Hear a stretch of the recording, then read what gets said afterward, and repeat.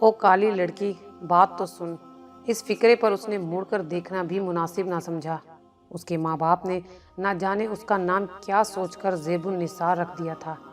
ہوش سنبھالتے ہی اس نے سب کے منہ سے اپنے لیے کالی کا نام ہی سنا تھا۔ بچپن میں بھی جب کوئی کھیل کھیلتے تو اس کے حصے میں سب سے گھٹیا مقام ہی آتا، کیونکہ وہ کالی تھی۔ اس کی رنگت باقی بہن بھائیوں کے مقابلے میں اتنی کالی کیوں تھی؟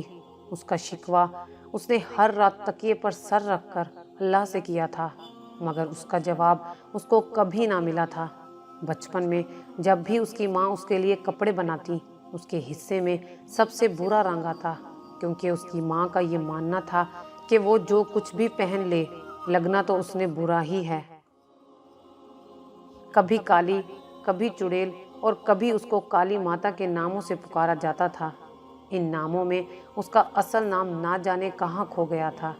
جوانی کی حدود میں جب اس نے قدم رکھا تو اس کی یہ کالی رنگت قدرے کم ہو گئی اور آئینہ دیکھ کر اسے بھی اپنا آپ اچھا لگنے لگا۔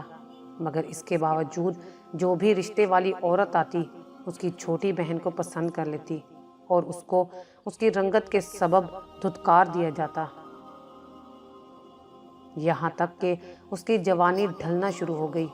تعلیمی میدان میں اچھی پوزیشن کے باوجود اس کی رنگت اس کے لیے ہر محاذ پر آڑے آتی رہی۔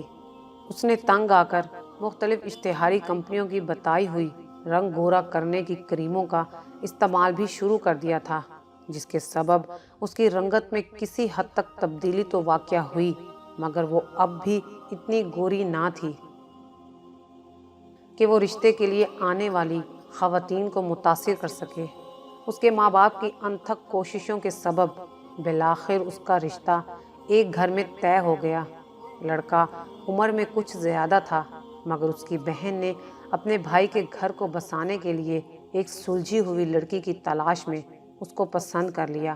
لیکن یہ بات اس کو شادی کے بعد پتہ چلی کہ اس کی نند کی خواہش تھی کہ اس کی بھابھی اس سے دبی رہے، تاکہ وہ شادی کے بعد بھی بھائی کے گھر پر اپنا دباؤ برقرار رکھ سکے۔ اس کے شوہر نے گھونگھٹ اٹھاتے ہی اس کو ناپسند کر دیا اور کہہ دیا کہ وہ نہیں چاہتا کہ اس کے بچے بھی اسی کی طرح کالے ہوں، وہ اسے ماں نہیں بننے دے گا۔ 2 ماہ بعد اس کے شوہر نے ایک سفید اور خوبصورت لڑکی سے شادی کر لی۔ اس کی حیثیت اس گھر میں ایک خادمہ سے زیادہ نہ تھی۔ وہ اپنے شوہر کے کمرے سے ان سرگوشیوں کو سنتی جس کے لیے اس کے کان ترستے تھے۔ اس کے شوہر کی دوسری بیوی، جو کہ خوبصورت اور کم عمر تھی، اس کو اب اپنے شوہر کی عمر زیادہ اور آمدنی کم لگنے لگی تھی، جس کے سبب گھر میں ہر وقت ایک تناؤ کی کیفیت رہنے لگی، جس کے نتیجے میں ایک دن دوسری بیوی اس کے شوہر کو چھوڑ کر چلی گئی۔ اب اس کا شوہر ایک بار پھر اس کے پاس آنا چاہتا تھا اور اس کے کالے چہرے اور کالے نصیبوں کو رنگین کرنا چاہتا ہے، مگر اس میں اب اس بات کا حوصلہ نہیں تھا کہ ساری عمر جس کالے رنگ کا طعنہ اس نے سنا، اس کے بچے بھی یہ سنیں۔ اس لیے اس نے اپنے شوہر کے بڑھتے ہوئے ہاتھ کو جھٹک کر اپنا سامان باندھنے کا فیصلہ کر لیا، تاکہ دوبارہ اس جیسی کوئی لڑکی کو دوبارہ اس امتحان سے نہ گزرنا پڑے۔